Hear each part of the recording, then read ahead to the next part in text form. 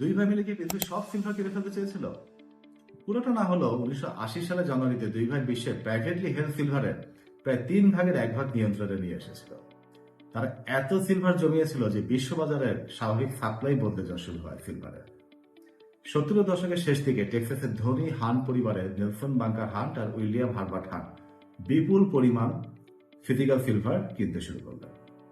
একই সঙ্গে তারা নেন বিশাল ফিউচার পজিশন এবং অনেক কন্ট্রাক্টের ফিজিক্যাল ডেলিভারিও বুঝে নেওয়া শুরু করেন।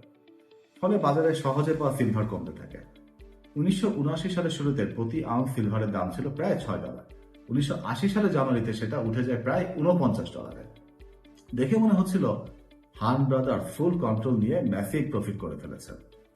কিন্তু তাদের পজিশনে একটা বড় অংশই নেওয়া হয়েছিল ধার করা অর্থ অনেকটা মার্জিন লোনের মতো লিভারেজ দিয়ে।